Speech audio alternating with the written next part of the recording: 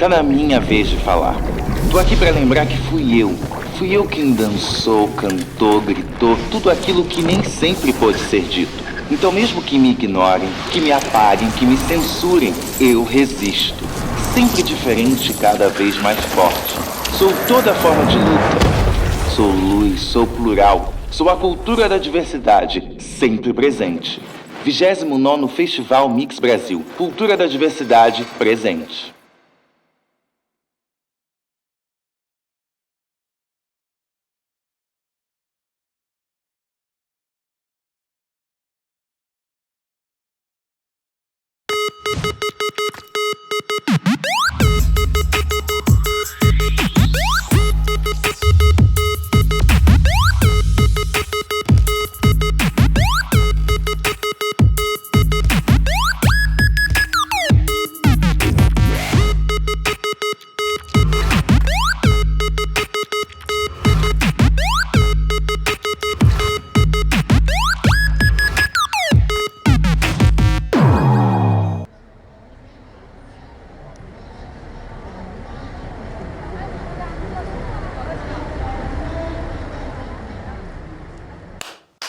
Canal Brasil é... O Canal Brasil é fluente em cinema. Respira cinema. Transpira cinema. Pira cinema.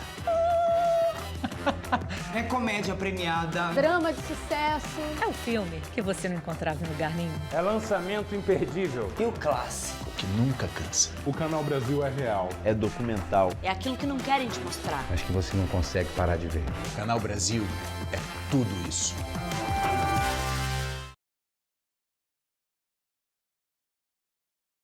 Olá, boa tarde a todos, todes.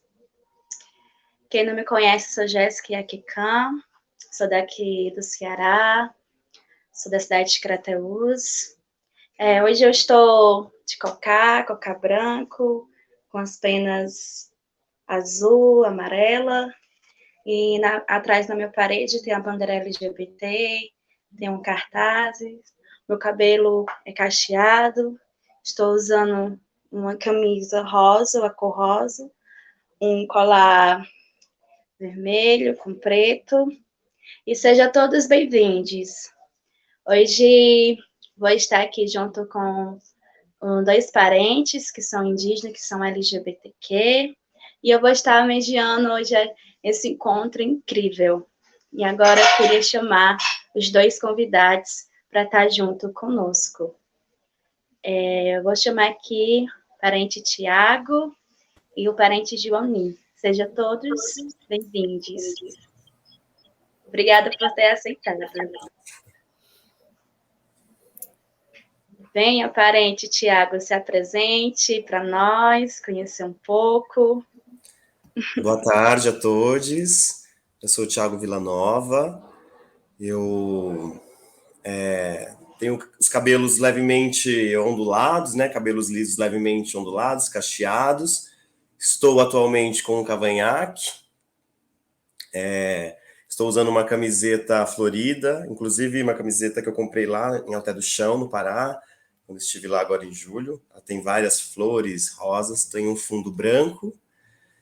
E esse sou eu. Sou professor de teatro, ator, dramaturgo, e indígena, bicha, LGBT, e por enquanto é isso. Obrigada, parente. Agora eu quero vir aqui também somar, né, o parente Joanim, fale um pouquinho conosco, se apresente, fique à vontade. Oi, gente, boa tarde, Caruporã, Edecaruca, né, como vocês estão?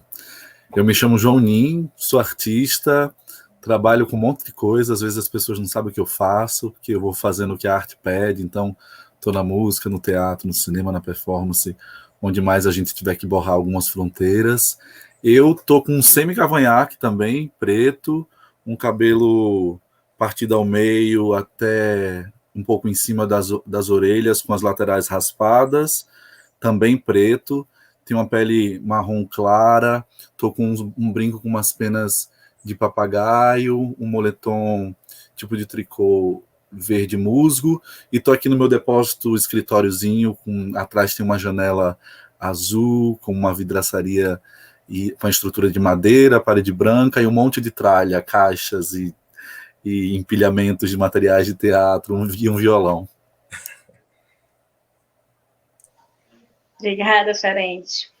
Então, hoje a gente vai falar sobre um pouco, né, sobre a temática sobre os indígenas LGBTQ, e como tem já 2 convidados, também faço parte, sou fundadora do coletivo Caboclos, que é Indígenas LGBTQIA+, primeiro coletivo do estado do Ceará, onde abrange todos os povos originários daqui do Ceará e daqui também no sertão de Crateús.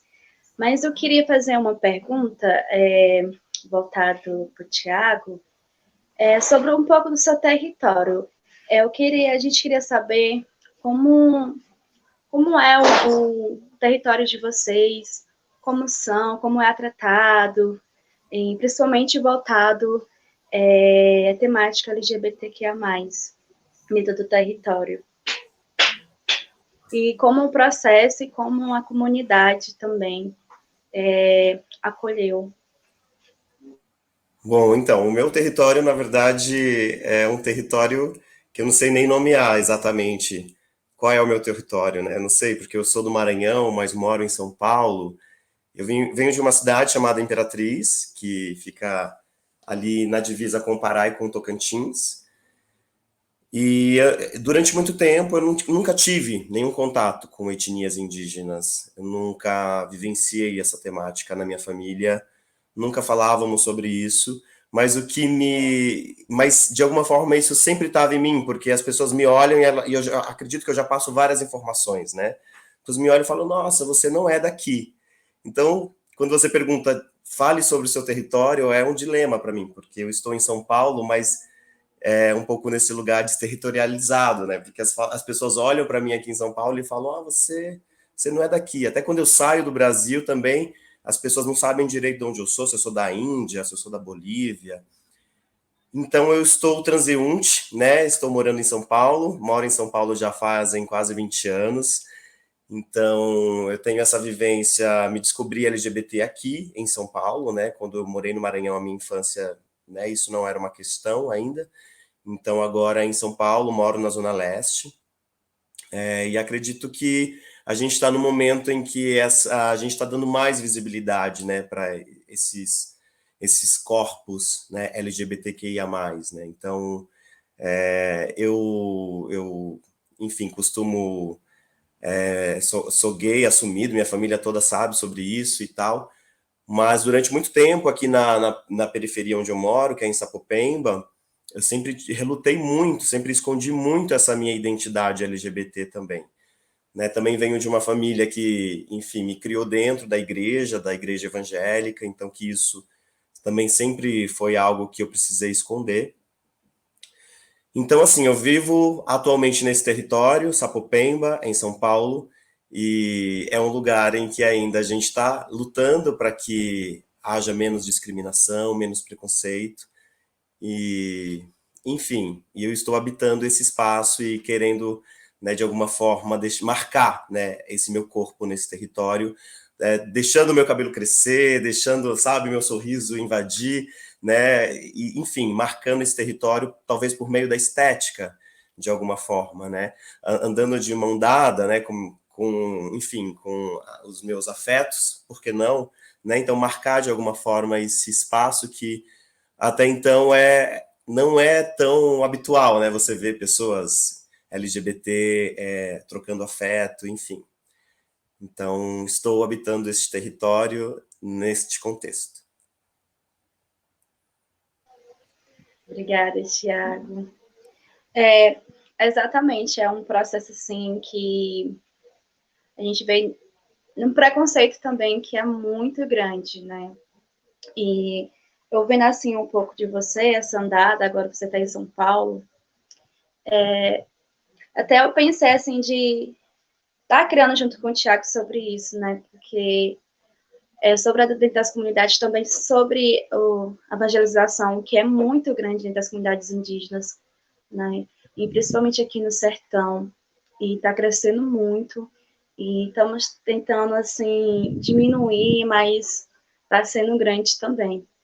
Mas eu queria também, assim, perguntar ao Joanim, né, esse processo dele, que é do Rio Grande do Norte, veio para aqui também, para aqui em São Paulo, aqui não, ainda não, né, parente? Mas esse processo também, né, dessa andada e da busca também LGBTQIA+, indígena, né, dentro da arte e dentro das comunidades também indígenas, dessa andada. Oi, meu amor, muito feliz de estar aqui contigo, muito feliz de estar aqui com Wesley, com o Thiago. É muito legal quando a gente está numa mesa assim, com parentes.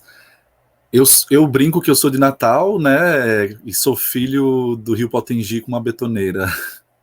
Essa pessoa que está ali ao lado do mar, nasci ao lado do mar, num bairro chamado Alecrim, e numa cidade, num estado onde todo mundo que nasce é chamado de Potiguar, em homenagem à nossa etnia, né, Iaquecã Potiguara, mas na verdade toda vez que nasce um Potiguar, morre um Potiguara, né, porque é uma despolitização, as pessoas vão reproduzindo isso sem uma consciência, e todo mundo virou Potiguar, então ninguém é Potiguara, né, e como essa memória está na minha família, eu fui aprendendo.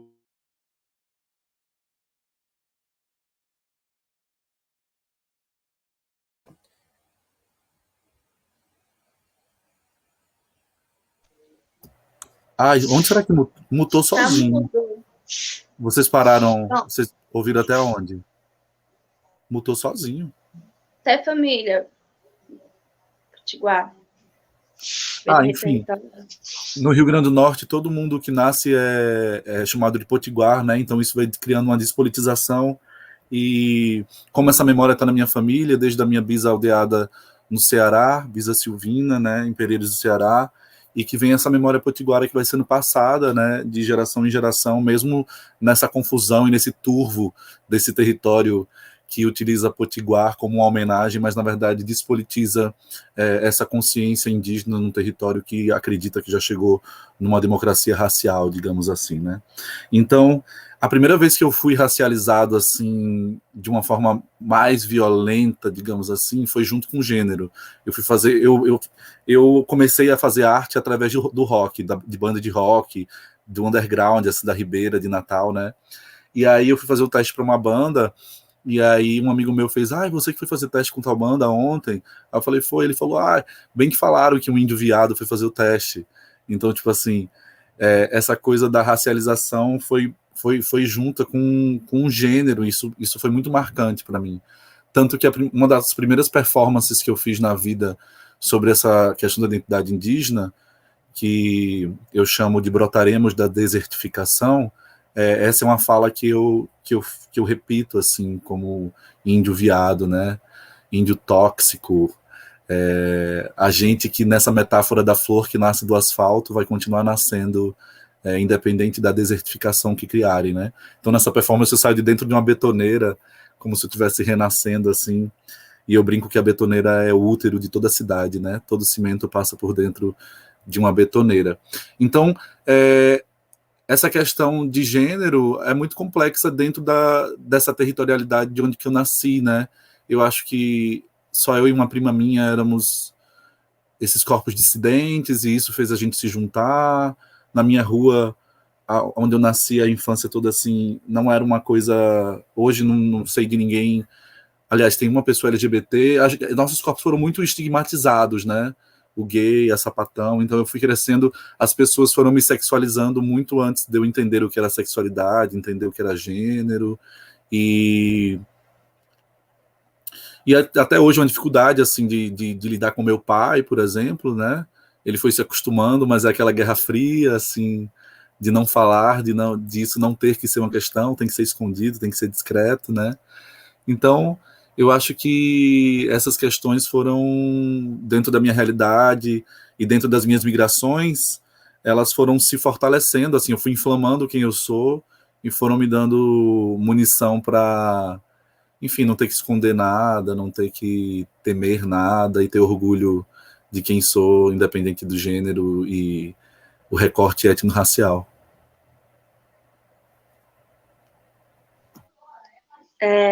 Exatamente. Acho que esse processo, né, principalmente sobre a família, eu tive, assim, também um pouquinho, nem foi tanto da minha família, mas mais dentro da comunidade mesmo, né, porque nós que somos e que lutamos isso, né, eu já venho da família bem tradicional também, né, bem dentro da espiritualidade, mas quando eu falei sobre a minha sexualidade e quando eu me assumi, minha família também aceitou de boas. Só que foi da comunidade mesmo, né, nesse processo. E quando eu era criança, chamava de menino macho, porque aqui no sertão, a galera, uma mulher se vestir, pronto, é menino homem, menino macho, já vem nesse processo. Mas, Tiago, você falou que também é da arte, né, do teatro. E como é, assim, levando a arte para a sua vida? E eu tô nesse processo de teatro também, né, junto com outros parentes. E levar a arte também, falar sobre, acho que o gênero, que também a não-binaridade, que está dentro do movimento indígena grande também, né? E falar assim sobre o teatro dentro da arte, do movimento indígena contemporâneo, também uma pessoa vista, como você se falou aqui, né, tentando crescer o cabelo, que é uma coisa maravilhosa. Fale um pouco pra gente. Bom, eu sou formado no teatro, mas muito por um olhar ocidental, né?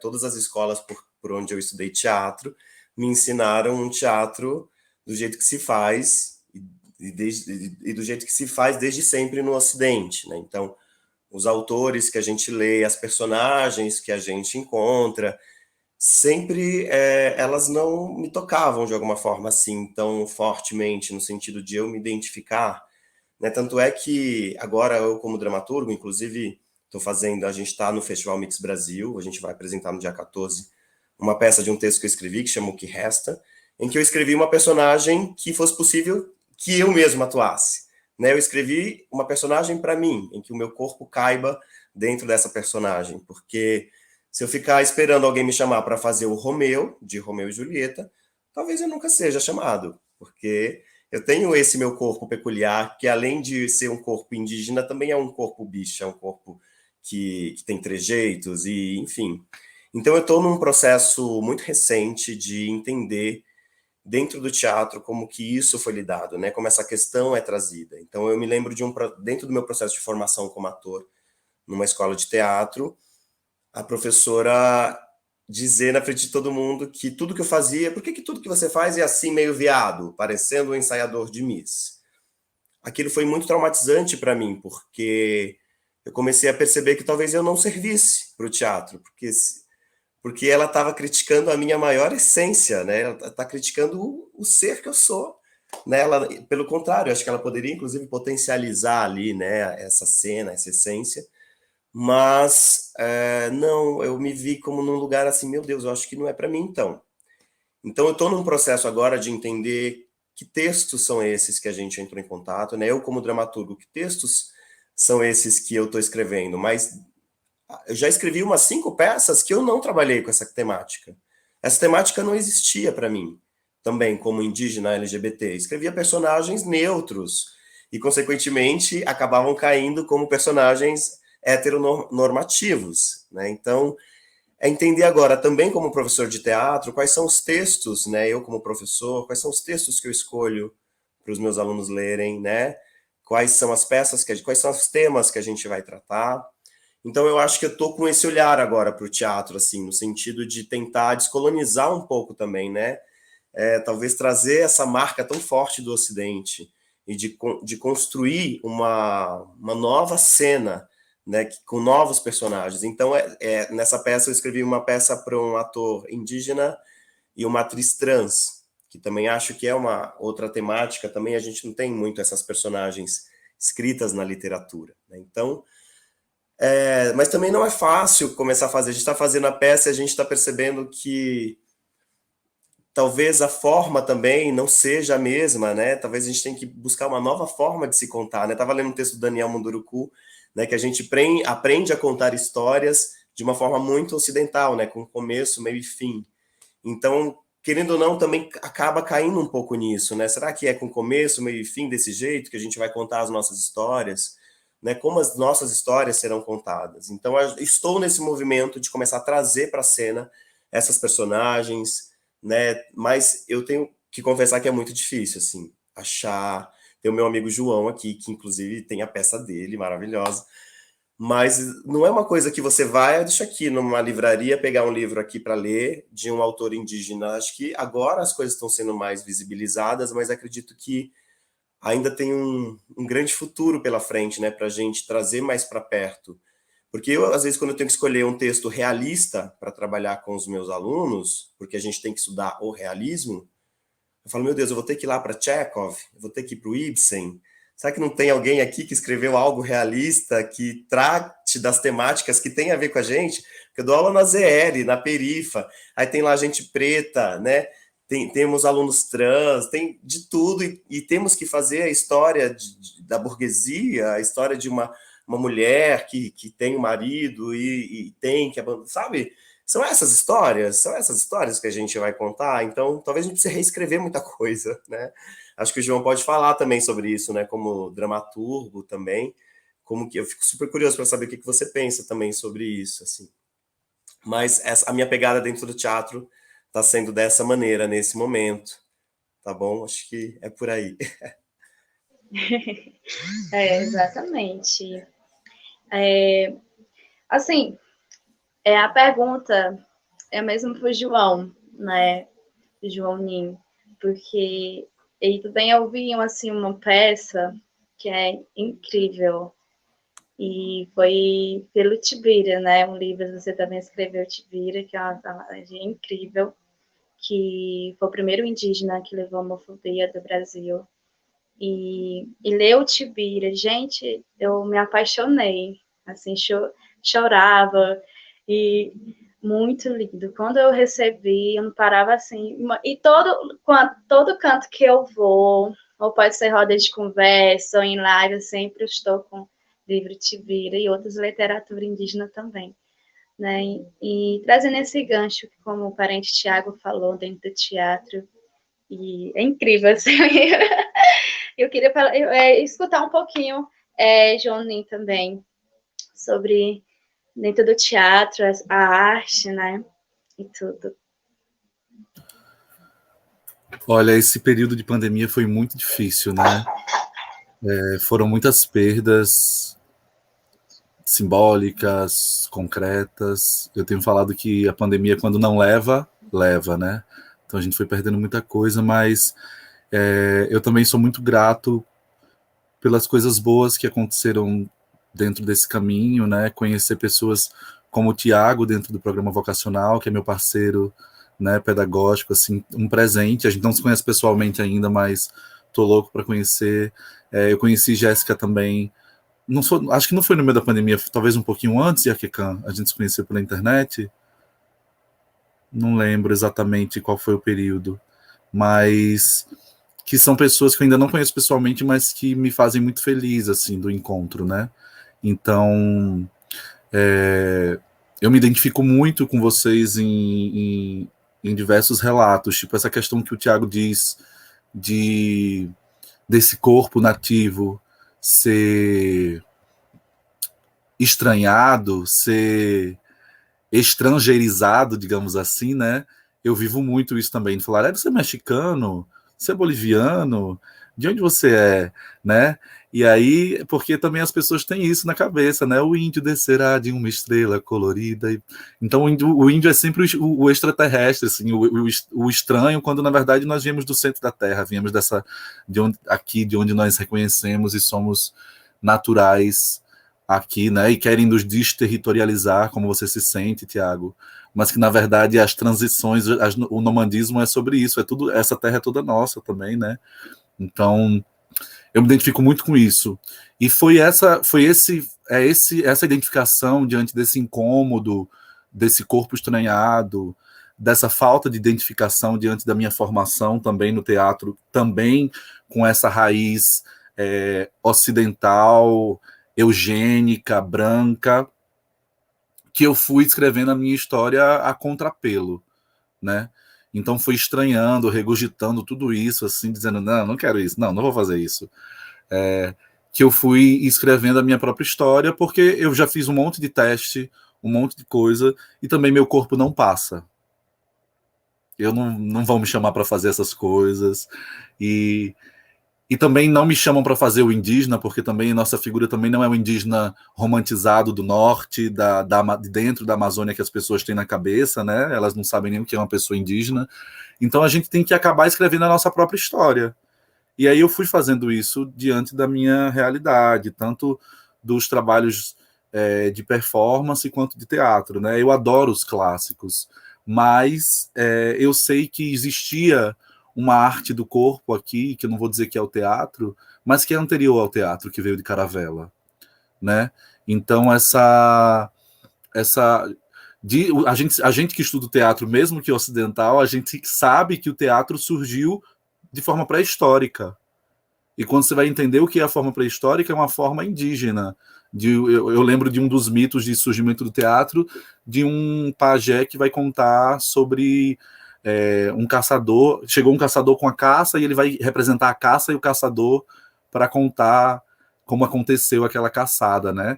Então é como se surgisse o teatro ali, e surge de uma forma linda, que é ao redor da fogueira, nessa estética circular, onde todo mundo vê e todo mundo é visto, né, a forma mais democrática. E esse teatro italiano, esse teatro frontal que a gente conhece, ele é uma reprodução do altar, da igreja, do cristianismo, né? Então, quando eu fui me dando conta dessas coisas, entendendo que o teatro também foi a primeira linguagem artística a colonizar o Brasil, utilizada pelos jesuítas para ensinar o português, para ensinar o cristianismo, eu fui entendendo que esse lugar que eu parei na minha formação acadêmica, que eu acabei seguindo, eu poderia utilizar como uma ferramenta contra-colonial. Assim como eu gosto de brincar com a palavra e com a língua, né, que também é a nossa língua madrasta, padrasta, né, nossa língua nativa. Então, eu fui escrevendo, a Tibira acabou surgindo por isso também, porque eu queria dar dignidade para os nossos corpos, para que a gente colhesse dignidade, além das violências que nossos corpos dissidentes colhem, né? Então, durante o processo de escrita da dramaturgia, eu fiz uma leitura dramática com Yuma Purinã e José Ricardo, que é Tapuia Janduí, e nossa, foi muito impressionante ver as minhas palavras nas bocas deles, e eu nunca tinha pensado em ser dramaturgo, por exemplo, Tiago. Mas acabou, eu gostava de criar imagens, criar performances e criar lugar para mim nesse lugar de imagem. Mas aí eu fui entendendo que a palavra, antes de ser palavra, ela é som, ela é imagem acústica, né? Então eu fiz, eu vou utilizar as palavras também. E quando eu vi minhas palavras nas bocas deles, eu fiquei assim, assustado, encantado, espantado, assim, uau, olhe como o imaginário cria palavra, que pode criar cultura, que pode criar novas narrativas, que podem criar novas realidades. Isso é poderoso. E fui entendendo como fizeram isso com a gente, com a criação do Brasil, do Nordeste, da América Latina, a criação do indígena, do branco, do negro, todas essas ficções coloniais, né? E falei, então vou começar a realmente escrever os nossos mundos, como Ailton Krenak fala, de que essa é a única maneira de continuar adiando os fins do mundo, né? É continuar ecoando eles, continuar contando nossas histórias. Então, para mim foi meio que esse percurso assim, no teatro, e me encantei, estou com vontade de fazer mais coisas, estou preparando minha segunda dramaturgia, e fico muito feliz de encontrar uma pessoa como você, Tiago, que é dramaturgo, que é professor, que é escritor. Eu me sinto menos sozinho e me sinto muito feliz. Então, se quiser, como o Iaquecan deu uma quedinha aqui e está tentando voltar, se você quiser compartilhar um pouco do seu processo, como está sendo agora essa montagem do seu trabalho para o Mix também, né? Eu fico curioso, estou muito a fim de ver, estou muito curioso para assistir. Querido, é muito bom te ouvir, sabia? Dá vontade de ficar te ouvindo, assim, você falando, porque quando você fala, a gente vai clareando tudo, assim, sabe? Acho que no momento, assim, realmente de estudar mais o que significa ser indígena, né? Me afirmar como indígena, porque durante muito tempo eu tinha que preencher lá no papelzinho, eu colocava pardo, né? Porque nem a mim eu tinha essa consciência, assim. Então, tem sido muito recente, né? Então, tô querendo dar voz um pouco para esses corpos, né? Colocar isso. Então, quando eu escrevo essa personagem, como eu disse, né? Escrevo pensando em mim, assim, né? Pensando na minha trajetória. Então, essa peça que chama O Que Resta conta a história de uma pessoa, um personagem chamado Raimundo, que vai investigar. Ele sai por uma viagem de 2 anos para o norte do Brasil para tentar conhecer mais sobre a sua identidade indígena. E nesses 2 anos em que ele está fora, acontece uma pandemia, e aí ele retorna nesse mundo pandêmico, e quando ele chega, ele encontra o seu ex-companheiro transicionado, né, Bernardo, e agora é Berenice, né? Então também, quem ficou também se transformou de alguma forma, né? A personagem transiciona. Então é esse reencontro de um casal que agora tem uma personagem que é uma mulher trans, né? Enfim, então me interessava um pouco falar um pouco sobre isso, até por conta de vivências pessoais e tudo que eu tive, né? De falar um pouco desse reencontro, mas está sendo um processo muito difícil, assim, porque ao mesmo tempo que a gente está contando uma história de amor, digamos, de um casal, a gente também não quer romantizar, mas também é muito difícil não romantizar, né? Não entrar um pouco nesse lugar. E acho que as referências também que a gente tem, né? Quando a gente pensa num casal, numa história de amor, a gente tem umas referências também já muito marcadas por esse processo mesmo, né? Eurocêntricas, nessa figura do casal. Então eu sinto que a gente está aprendendo a fazer a peça, porque também é uma dramaturgia aberta, uma dramaturgia que está em construção, então cada ensaio a gente vai mudando várias coisas, mas eu sinto que muita coisa é dita pelo silêncio, assim, porque acho que não existem tantas palavras para dar conta de um reencontro como esse, de uma busca que esse personagem foi fazer, e ele não volta de lá com muita coisa, porque ele não soube direito onde era que ele tinha que ir, então tem um pouco essa crítica, esse apagamento, né, que tem um pouco a ver comigo, né, porque, como a gente estava falando, né, na tentativa de querer saber mais, né, sobre a etnia, sobre ancestralidade, de onde vem, como é que é isso. Então, essa personagem, ela volta um pouco sem nada e tem esse reencontro. Então, a peça fala sobre isso, né, mas o desafio, como você me perguntou, o desafio é justamente esse, assim, como dar conta de contar essa história num momento como esse que a gente está vivendo, né? De que jeito que a gente faz isso? Será que é pela lógica tradicional de uma historinha com começo, meio e fim? Não sabemos, né? Então, como é? Então, a gente se debate todos os ensaios, assim, acaba sendo muito, assim, um processo de nascimento a cada ensaio para a gente tentar, de alguma forma, entender, né? Como contar essas histórias. Então, acho que isso que você está fazendo, isso que eu estou fazendo de trazer essas personagens, de escrever essas histórias com essas temáticas, talvez elas vão dando a nova estética, né? Talvez elas vão trazer as novas formas, né? Porque a gente está muito com a forma ocidental ainda muito no nosso corpo, né? A gente respira isso, desde que a gente liga a televisão, vai no cinema, isso é muito forte, muito presente. Então, acho que está na hora da gente começar a trazer essa nova estética, né? Que talvez não seja a estética do começo, meio e fim, né? Que a gente está acostumado a viver um felizes para sempre, né? Olha só, né? Talvez não seja. E aí, o que será é o que a gente está tentando fazer nesse momento, né? Não é, amigo, eu tenho certeza que não é. E é muito legal você atentar realmente para o silêncio, assim, realmente o silêncio diz muito, a gente aprende muito isso, né? O silêncio como uma vogal Tupi-Guarani. E realmente, eu até falo no livro de Tibira, né, que assim, para imaginar é preciso desaprender. A gente tem que desaprender muita coisa. Eles construíram muita coisa sobre a gente e a gente tem que desviar e desconstruir muita coisa para poder escrever nossos mundos, né? Uhum. Então, entender, já que estamos aqui falando sobre essa perspectiva LGBTQIA+, entender que essas são novas convenções que vão surgindo sobre algo que sempre existiu aqui, né? Que o queer, que o gay, esses nomes que também vêm de Caravela, não conseguem definir as nossas identidades de gênero e sexual, né? Que são anteriores a essas teorizações que são de lá e que são muito bem-vindas também como uma referência, como uma perspectiva, mas que não vai dar conta da nossa aqui, né? Então é preciso existir peças como as suas, como Tibira, para que a gente escreva esses outros mundos, né? Então eu fiquei super curioso com a história de Raimundo. Esses 2 arcos dramatúrgicos são muito interessantes, um arco de gênero, um arco de etnorracial, né? E essas 2 personagens que estão se transformando, né? Então fiquei muito curioso de ver. A peça vai ter apresentação presencial ou vai ser só online? Sim, presencial, vai ser no Teatro Pauleiró, no dia de 14 de novembro, às 17 horas. É dentro do Festival Mix Brasil e no Dramáticas, né? No Festival Dramáticas, que acontece dentro do Festival Mix Brasil. Mas é isso que você fala, né? Desse tema. Uma vez eu compartilhei com uma amiga minha, estou escrevendo um texto que trata da temática trans, com a temática indígena e tal.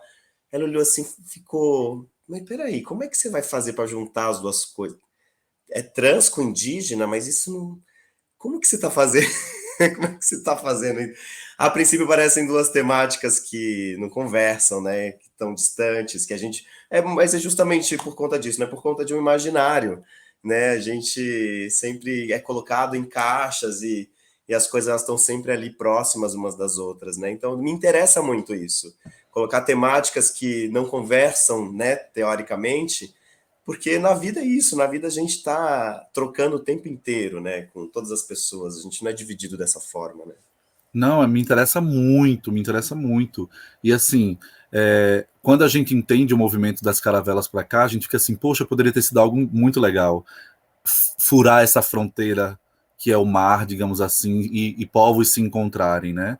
Mas como o Cacaueira fala, o que aconteceu foi um desencontro. Eles nunca olharam para a gente, eles nunca nos viram aqui, né? Mas eu acho que nós, corpos indígenas, a gente tem muito essa essência de borrar fronteiras. Então, quando uma pessoa fala que a temática indígena e a temática trans não tem nada a ver, eu fico assim, como assim? Tem tudo a ver. É completamente a ver, né? Inclusive porque dentro do meu livro, Tibira, que assim, não sei se todo mundo sabe, mas Tibira, a gente não sabe nem se Tibira tinha esse nome, né? Essa é a nossa parte indígena da história, ela que é contada de forma oral. Eu acredito muito que seja porque eu honro muito a oralidade da gente, mas, tipo assim, a documentação que nós temos da história de Tibira não tem o nome dele. Era um indígena indigente que foi morto na boca de um canhão, dividido ao meio. E a gente não tem como dar conta de dizer que Tibira era gay. Como é que eu posso botar Tibira dentro dessa caixinha? Ele é, inclusive, descrito como um corpo andrógeno, corpo cavalar, com cabelo grande, voz feminina. Será que Tibira se identificaria com qual letrinha hoje? Né? Era uma travesti? Era uma não binária? Tipo, não dá para dizer isso, né? Não dá para ser... eu não sei se a palavra é anacrônico, acho que é isso, né? Que descontextualiza o contexto do tempo, espaço, com as nomenclaturas, né? Tipo, não dá para dizer o que Tibira era em 1614, mas dá para saber que Tibira era um corpo dissidente que foi demonizado, executado em praça pública, e colhemos até hoje a violência desse corpo, com lampadadas que recebemos na rua, com xingamentos, né? Tudo isso ainda é esse canhão que nós somos colocados na frente. Então... eu acho que, assim, a gente tem essa função de borrar fronteiras mesmo, inclusive porque foram as pessoas que a gente chama de brancas, que não tem a ver necessariamente com a cor de pele, né, que inventaram todas essas caixinhas, porque eles inventaram a humanidade, o projeto humanista, que daí criou o sub-humano, e aí eles inventaram o negro e o indígena, o índio, né? Eles nem inventaram o indígena, eles inventaram o índio, o negro da terra. Então eles começaram a inventar a sub-raça, o desalmado, o selvagem, quando na verdade indígena não diz nada, né? Indígena é o terreno, então o branco ele é um indígena da Europa, o negro é um indígena da África, nós somos indígenas de Abiyala, aqui desse território, então a gente já tem uma perspectiva étnica que não é racializadora, que não racializa. Eu tenho uma pele mais clara, meu irmão tem a pele retinta. No Brasil eu sou branco e ele é preto. Isso não dá conta da nossa história, das nossas corpas, né? Então a gente vai rompendo fronteiras com o nosso suor mesmo, e fronteiras de territorialidade, porque o nomandismo ele sempre existiu, né? Como eu sempre falo, como que uma palavra como charque chegou no Nordeste, no litoral do Oceano Atlântico, sendo que Shark é Quechua, dos Andes, né? Porque a palavra ela é essa boca do formigueiro que revela algo muito maior. Nós sempre estivemos conectados, né? E com caminhos sagrados e movimentações sagradas anteriores a tudo isso. E agora que Jéssica Iaquecã conseguiu voltar, meu amor, toma que o prumo é teu. Pois é, consegui voltar. A gata teve que trocar de celular. Vocês falando sobre isso, tem uma música que é assim: na minha aldeia mora uma cabocla, eu não sei se é homem, mas ela é mulher. Na minha aldeia mora uma cabocla, eu não sei se é homem, mas ela é mulher. É uma cabocla índia na pele morena, mora na aldeia de Tampinaré. Então, assim, eu acho que tem as nossas entidades também, né? Tem vários tipos. Essa música é quando uma entidade cantou, eu pensei assim, sentei pensando, né? Como assim? Como os nossos de muito tempo, né? Não como vocês falaram sobre o Tibira, que a gente não sabe se é nome Tibira mesmo, né? Será se ele, como o João Unim falou, será se ele ia ser travesti, não binário? Nossos eram os corpos livres, né? Eram todos livres e humanos, amor livre, porque hoje a gente não pode ser mais livre, né? Aconteceu um caso, não sei se já aconteceu isso com vocês. Eu já participei de vários movimentos, né? Movimentos sociais, e também participei de vários coletivos no nome indígena. E eu queria perguntar, assim, se vocês, como já participaram ou participam, como é essa realidade, como ser indígena LGBT dentro dos coletivos não indígenas? Será se é bem visto, entre aspas, esse acolhe, vem com preconceito? Porque eu já participei de uma parada LGBTQ na diversidade aqui, uma cidade vizinha, que é Tamboril, que onde perguntaram, estava de Cocá, né? Perguntaram, existe índios gays, sapatão? Aí eu virei, com certeza, isso muito tempo atrás, porque a Jéssica Iaquecã é bem debochada. E eu queria saber isso de vocês, assim, dentro dos movimentos de alguns LGBTs não indígenas.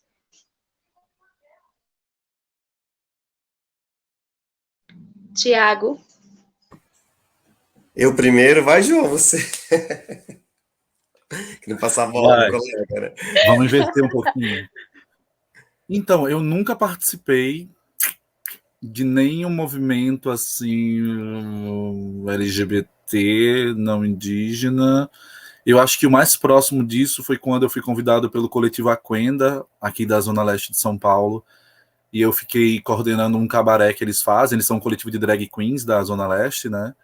Então, fiquei coordenando o cabaré deles, e aí a gente fez bastante coisa juntos. Eu acho que isso foi que a gente tinha essas temáticas e uma perspectiva mais política diante das apresentações, mas eu nunca me organizei assim, como você fez o coletivo Caboclas, né? A única coisa que eu tenho me organizado mais foi desde quando eu conheci as lideranças indígenas do Rio Grande do Norte, e aí fui me conectando para ser um comunicador da articulação dos povos indígenas do Rio Grande do Norte. E aí o que eu sei é que, por exemplo, em territórios como o Amarelão, existe um núcleo de pensar gênero e geração. Gente, é muito bom, é incrível. Até esses dias eles fizeram uma live sobre a história LGBT no Brasil, assim, com um especialista, porque é isso, dentro das comunidades, algumas, né, não dá para romantizar nem generalizar, porque cada povo, cada comunidade do mesmo povo são coisas diferentes, mas, por exemplo, no Amarelão tem muito LGBT e é muito naturalizado isso, mas eles sofrem muito preconceito quando saem, né, os potiguaros do Amarelão, os mendonças. Então, mas eles são super para frentex com isso, né? Então, essa organização LGBT, digamos assim, é a coisa mais próxima que eu já estive, mas eu acho que todo o meu trabalho artístico é muito sobre isso, mesmo eu não estando organizado, digamos assim, dentro de uma coletiva, né? Mas eu acompanho vários, mas não tive essa experiência não, porque, enfim, a gente que é da arte é muito precarizado, e aí é como se a nossa luta tivesse que estar atrelada ao nosso fazer, porque não dá tempo de trabalhar e se organizar, assim, tem que ser as duas coisas fundidas, entendeu? Então, eu estou muito aberto para pensar trabalhos artísticos com outras organizações LGBTs que se interessarem, mas eu me organizo mesmo e faço a minha formação política dentro dos trabalhos de arte que eu executo, porque, enfim, a gente tem que se desdobrar em 1000 para pagar os boletos. Exatamente. Tem que botar para frente mesmo. E tá, as coisas estão muito caras, né? E, Tiago, com você, parente? Então, eu também não tenho, assim, nenhuma experiência de participar de algum grupo em que esse tipo de coisa aconteceu, assim. Eu sinto que se aconteceu, talvez eu não tenha nem percebido, porque, como eu disse, né, é tão recente essa sabe, me reconhecer realmente como um ser indígena e bicha e ter orgulho disso, né, porque quando eu me reconheci bicha, eu escondi isso, né, isso era, meu Deus do céu, e agora? Você vergonha para a minha família? Como que eu conto isso para os meus pais? Então, isso já era uma questão, né, então, tipo, é muito recente isso. Eu tô com 33 anos e falar, nossa, poderia ter sido tão antes, né? Chegar nesse lugar de tipo, nossa, é tão bom ser quem a gente é. Mas durante muito tempo, quando eu era criança, minha mãe raspava o meu cabelo, né? Então, quando eu comecei a deixar meu cabelo crescer, né? Minha família, minha mãe não gostava. Ela falou, você vai ficar com esse cabelo grande, parecendo cabelo de mulher. Então, dentro da minha família, acho que foi talvez o grupo mais que eu tive esse tipo de preconceito, assim, né? Dentro do meu núcleo familiar, porque a gente somos 5 irmãos, né? E tem uma irmã sapatão também, então a gente, pelo menos, não estava sozinho nessa luta, né? Tinha minha irmã lá comigo. E aí, mas a gente vê os nossos irmãos, né? É tão natural meu irmão ter uma namorada, levar em casa. E, tipo, aí a família recebe, a minha irmã também, a minha irmã que também é hétero, tem um namorado, chegar lá, levar. Eu olhava para aquilo e falava, gente, mas por que eu não posso transitar no mundo dessa forma? Por que é mais difícil, né? Por que eu tenho que... Mas eu comecei a fazer esse exercício também dentro de casa, assim, de falar para os meus pais, eu tenho um namorado, vou trazer ele aqui, e eu quero que vocês conheçam. Então, também... naturalizando isso dentro de casa, meus pais foram entendendo isso também como uma realidade, e, enfim, isso se naturalizou dentro de casa.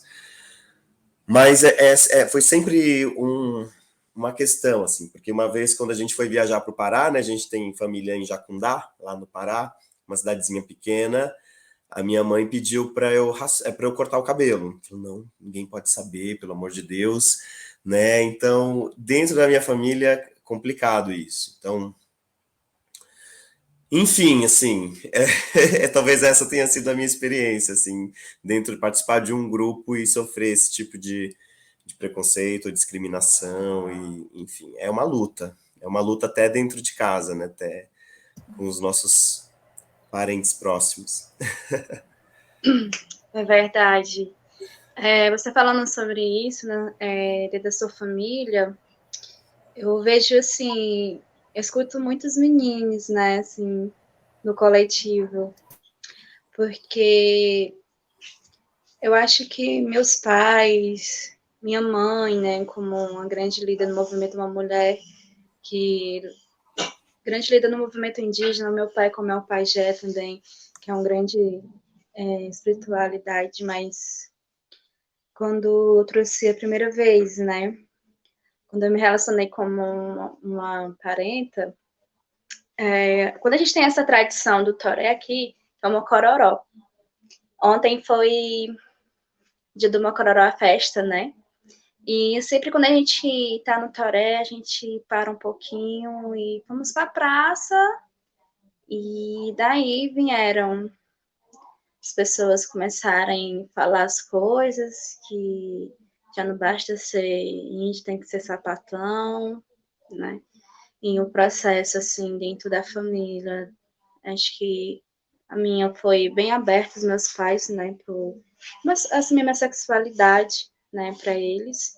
E eu acho que em dezembro agora vai ter o primeiro casamento gay daqui de Crateús, né, que é onde o Pajé Cícero vai fazer o casamento. E estamos muito felizes. Eu não sei se... Eu acho que é o primeiro estado do Ceará e o primeiro daqui da cidade de Crateús. E quando o Tiago falou esse processo dentro da família, como é muito difícil, né? Às vezes, assim, eu falo para os meninos do coletivo Caboclos, e principalmente as travestis, né, que estão nesse processo também de estar colocando os nomes, a gente está conseguindo também, né, os documentos.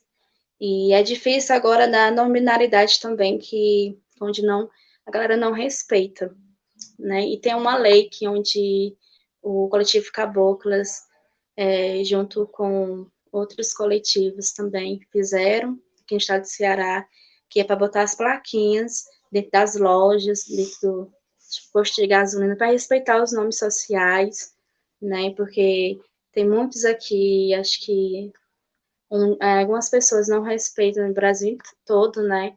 Está sendo difícil e a gente conseguimos fazer essa lei. Mas voltando assim no preconceito, eu dentro da universidade, também dentro das escolas, né?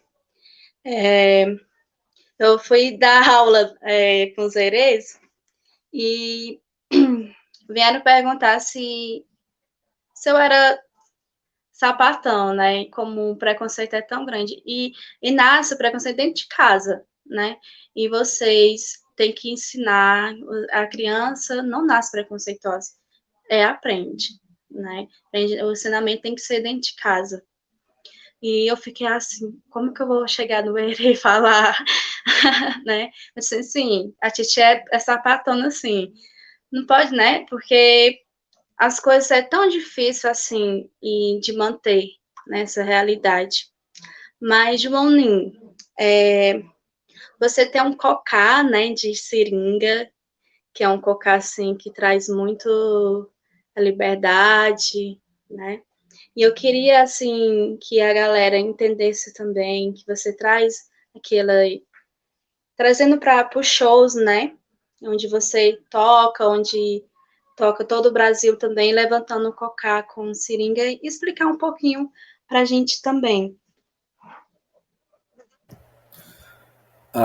Então, eu batizei esse cocá de Chauara, né, pela cosmovisão Yanomami, que fala sobre as doenças que continuarão vindo se continuarmos furando a terra, enfim, essas desnecessidades capitalistas, né, e todas as doenças que não são de agora, né. 100 anos atrás tivemos a gripe espanhola, perdemos muitas pessoas indígenas na ditadura só pelo contato com os povos ocidentais.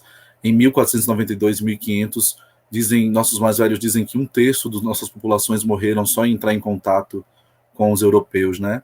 Então, eu criei esse cocá em 2015 para falar sobre as primeiras colonizações, que foram bacteriológicas e virulentas, né? Porque na nossa cabeça a gente acredita que a gente morreu naquela época porque eles tinham canhão, eles tinham a arma de fogo, mas naquela época, cada tiro que eles tinham que dar, eles tinham que repor a bala. E nada é mais rápido do que um arco e flecha. Então não foram as balas que nos mataram. Foi o contrário do nosso conceito de boa distância, né? Foi a péssima aproximação, digamos assim, sem cuidado nenhum, que acabou matando muitos dos nossos. E a gente acha que eles chegaram nos barcos, nas caravelas pomposos, maravilhosos, acabaram de chegar de um navio, né, de um cruzeiro, e eles chegaram podres, doentes, defasados, e a gente recebeu eles, alimentou, cuidou, e durante esse tempo, que dizem ser de 2 a 8 anos, eles ficaram observando nossos caminhos, e aí por isso que eles começaram a encontrar Piaberu, que é o caminho sagrado que levava a Machu Picchu, né, e foram para Potosí, Minas Gerais, Potosí, roubaram ouro, a prata desses territórios, né? O garimpo ele está aí desde o começo da colonização brasileira. Brasileiro já é esse sufixo de trabalhador do pau-brasil, né? De traficantes do pau-brasil. Então, a partir desse cocar que eu criei em 2015, eu fui criando uma série de cocares críticos. Então, eu utilizo essa força espiritual do cocar para mandar umas mensagens também críticas ao mundo colonial, né? Eu tenho até alguns vontade de fazer uns outros cocares aí, mas eu tô tão doido de trabalho e de tempo que eu não consegui fazer.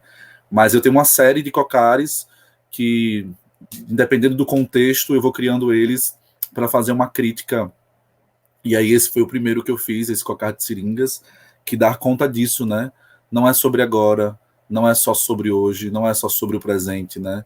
Essas doenças são cíclicas, e a gente vem ensaiando elas, mas a gente comete os mesmos erros, né? Então espero que daqui a 100 anos, com uma nova pandemia, ou pelo menos que seja 100 anos, né? Se for no ritmo que tá, pode ser daqui a 50, daqui a 25, daqui a 12 anos e meio, a gente saiba lidar de uma outra maneira para não morrer 600 mil pessoas. Começar elegendo alguém que preste, né? Esse genocida que está no poder precisa cair, né? E diante de tantos outros fatores. Então acho que através da arte, que é essa antena, eu fico um pouco assustado sobre ter construído esse cocar em 2015 e o quanto ele se ressignificou agora diante de 2021. Mas a arte é isso, né? Eu entendo cada vez mais que o meu fazer artístico ele é espiritual e longe assim desses conceitos de espiritualidade cristã mesmo, assim, é um lugar social. Então acho que se eu puder falar um pouquinho do cocar é isso.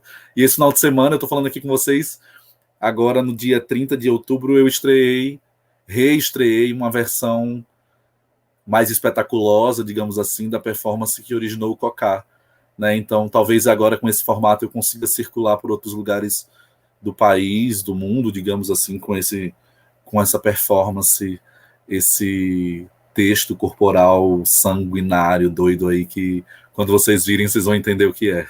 Esse catimbó. Eita, eu já quero esse catimbó. Tiago, e você? Tem alguma novidade? Ou tem algum trabalho novo que está vindo por aí? Algo assim que você gostaria de falar um pouco para nós? Eu acho que a gente está construindo o espetáculo, né? O que resta, que vai estrear agora no dia 14 no Festival Mix Brasil, que traz essa temática indígena juntamente com a temática trans. A gente está fazendo essa peça. E a princípio é isso, né? Logo na sequência a gente vai começar a fazer na companhia que eu faço parte, né? Que é a Amarelo Companhia. A gente vai fazer um infantil que vai tratar do universo da criança também dentro desse mundo da pandemia, né? Esse universo da pandemia, como foi para uma criança ficar dentro de casa e o que se descobriu dentro da própria casa. Então a gente vai ir para esse universo, assim. E só que, como eu estava dizendo há pouco, né? A gente, por exemplo, vamos fazer uma peça de teatro infantil, né? Que é a história de um menino que fica dentro de casa. Que menino é esse, né? Se a gente for pensar, né? Já vem a história de um menino, mas pode ser uma criança viada, né? Eu tenho muito interesse também de trazer essa temática para dentro do teatro, assim, de alguma forma, né? Porque eu fui uma criança viada, silenciada, né? Quando começava a dançar, falava porque tá demais. Então, também me interessa mexer nessas temáticas, né? De que corpo é esse que quer se manifestar de alguma forma e é silenciado a todo instante, né? E a gente continua sendo silenciado de alguma forma, né? Então, nós que somos LGBTs, a gente acho que vive a vida de uma forma muito intensa, né? Tudo acontece muito, né, pra gente. Então, o João estava falando da pandemia, né, e tal, porque para a sociedade é a primeira pandemia, né? Mas para nós, LGBTs, é a segunda, né? Se a gente for pensar, né, na pandemia da AIDS que teve nos anos 80, claro que a gente que é mais jovem não pegou isso tão forte, mas essa já está sendo a segunda pandemia que a gente tem que vivenciar enquanto classe, de alguma forma, né? Então, para a sociedade, em geral, é uma novidade, né? Mas para nós, não. Então, assim, é mais uma vez em cima da gente também, né? Então, como isso, a gente vive ao quadrado a vida, né? Porque para sair na rua, a gente já tem que se precaver de muitas coisas, né? A gente tem que vive com medo, né? Então, a minha expectativa é de que a gente pare de sentir medo, né? Que a gente pare de viver a vida assim, dessa forma, né? Como eu disse, eu queria tanto que fosse tão mais tranquilo tudo, né? Nascer e sair por aí caminhando. E nascer e voar por aí, né? Mas é isso que você falou, a gente como corpos LGBTs vivemos a segunda pandemia, como corpos indígenas são muitas pandemias, né? Muitas pandemias, e assim, exatamente. vamos resolver agora o Covid, meu amor. Eu, como soro positivo, quero todo mundo agora lutando pela cura da AIDS. Depois eu quero, na mesma velocidade, a vacina da cura da AIDS, do HIV, né? Enfim. Então a gente tem que batalhar por essas coisas mesmo, assim, compartilhar esse medo, diluir esse medo que a gente tem que sentir a vida toda, né? Para esses outros corpos também aí que nunca temeram nada. Exatamente. Gostei dessa imagem, né, que a Jéssica trouxe, né, de que ela falou, né, que nos primórdios, né, a gente vivia livre, né, nós éramos corpos livres que estávamos aqui, né. Quero muito poder sentir isso um dia, sabe? Não sei se vai ser assim tão simples, mas sentir o que é ser livre, né? Sentir o que é poder habitar um espaço e não ter medo, né? E viver e estar. Por aí. Exatamente. Estamos chegando aqui quase no final, né? E eu queria pedir a vocês, né, para falar algo assim de encerramento. Uma pergunta que eu queria perguntar a vocês, aí vocês se representam. Quais são, assim, algumas referências para vocês? Se vocês podem citar alguma literatura, referência à liderança, anciões, ou dentro da música contemporânea também, dentro do teatro. E é isso. Eu queria também agradecer, né, vocês terem aceitado o convite, e eu também aqui estar fazendo a parte da mediação. Eu estou muito feliz de estar com vocês juntos, compartilhando a história de cada um, as nossas histórias, nossa vivência. E vamos se encontrar de novo e vamos estar tomando uma cororó.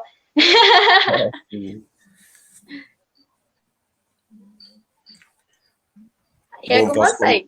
Posso começar respondendo essa, dizer que, para mim, o João é uma grande referência, conheci ele esse ano, né, como ele disse. Então, nossa, eu me inspiro muito em você, assim, como você traz essa assertividade, assim, né, você traz uma clareza, você tem muita certeza de quem você é, e quero muito, sabe, me inspirar nisso, nessa tua essência, assim, também. Então, acho que o João é uma pessoa que me inspira muito, que eu conheci esse ano, que também foi um presente que eu tive nessa pandemia. E, para mim, assim, eu não conheço muitas referências, mas eu acompanho muito o trabalho do Ailton Krenak, que tem sido, para mim, assim, o meu grande professor nesse momento. Assim, todo vídeo que ele posta eu vejo, toda palestra que ele tá, eu acompanho, eu li os livrinhos dele, né, como né, Dicas para Adiar o Fim do Mundo. Então, tem sido o Ailton Krenak, assim, o meu guia nesses dias aí, que eu também conheci ele nessa pandemia.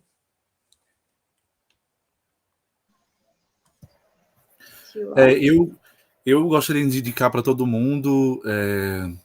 Eu acho que a Eliane Potiguara, ela já é um clássico da nossa, tanto do mundo brasileiro quanto do mundo potiguara, mas é porque a Eliane também, eu acho que foi uma das primeiras a falar sobre corpos LGBTs, corpos indígenas com HIV, né? Eu acho que ela tem um trabalho assim, inclusive, Tiago, não sei se você sabe, mas a Eliane Potiguara, ela foi responsável por catalogar mais de 1000 peças dentro de uma instituição brasileira de teatro, que eu esqueci qual é o nome, mas que não existe mais, mas ela é uma contribuição indígena de catalogação de mais de 1000 dramaturgias no teatro brasileiro, e a gente não sabe dessas contribuições indígenas também, né, dentro da arte brasileira, pela perspectiva indígena. Então, acho que Eliane Potiguara é uma referência, assim, muito grande para mim. Eu gosto muito dos textos da Geni Nunes, né, mas tem muita gente que são escritores e escritoras indígenas que nunca publicaram livros porque escrevem com as línguas, publicam nos ouvidos, né? A gente, como diz o Marcelino Freire, audiobook é uma invenção indígena, né? Porque a nossa oralidade, ela é anterior a tudo isso. Então tem muita gente que eu me inspiro assim, muitas lideranças, né? A Maju, muitas meninas travestis, o Neymar Kiga, tem muita gente assim que eu sou muito fã do que vem fazendo, do que vem desenvolvendo, né? O coletivo Tibira, o próprio Caboclas, né? Eu acho que esses movimentos são muito importantes, assim, porque talvez eu nunca tenha participado desses movimentos LGBTs, porque eles também nunca deram conta desses recortes da gente, né? Assim, é tudo muito neoliberal, essa representatividade publicitária vazia, né? E eu sou muito do... Apesar de não ser, por exemplo, não ter um partido ainda, eu tenho um trabalho muito de pensar na coletividade, pensar base, trabalhar para a comunidade, assim, né? Então, mesmo não tendo nascido dentro de uma aldeia, ter nascido no meio do cimento, eu tenho tentado descobrir qual é o conhecimento dentro do cimento e tentado coletivar cada vez mais o meu corpo, que não é individual, né? E pensar como que a gente pode contribuir para os avanços coletivos, porque nada, não vai mudar nada com as perspectivas individuais, né? Então, acho que talvez essas sejam as pessoas que eu possa indicar, porque, assim, se for falar de artista indígena, eu amo, é muita gente que eu gosto. É muita gente, aí se eu citar aqui, sei lá, vou deixar alguém triste, mas, Brisa Flow, Acaê, a Acatu, né, o Ian Wapixana, é muita gente, Candopuri, o escritor, Solto MC, Renata Aratucura, eu amo Renata Aratucura Tupinambá, é uma grande parceira de vida, assim, sou apaixonado por todos os caminhos que ela abre, né, Anapuaca, Dayara Tucano, Zahri Guajajara, Jaideris Bel, né, é muita gente, tem muita, as pessoas acham que não tem, só Potiguara de escritoras tem Graça Graúna, né, tem Carolém, temos também Meriane, temos muita gente, então eu acho que só as pessoas quererem ir atrás, que elas vão ver que esses mundos que elas acham que não existem estão embaixo do nariz delas, e elas que não querem ver. Então tem muita gente, muita coisa, muita contribuição legal. Ai, que lindo, obrigada, meninos, meninas. E um beijo para o Projeto Cícero, um cheiro. Da hora ele estava passando por aqui, não sei se vocês deram fé. Mas, como diz assim, cortar os nossos troncos, esqueceram de arrancar as raízes, como fala, cortar os nossos troncos por os nossos antepassados, né? E as raízes somos nós. Eu queria agradecer, Catureté, e gratidão. Beijo, até logo. E fiquem bem. Auê. Fora Bolsonaro. Fora Bolsonaro, beijo. Desgraçado. Gente, muito obrigado, viu? Obrigada. Foi um prazer. Eu que agradeço, louco para conhecer vocês pessoalmente.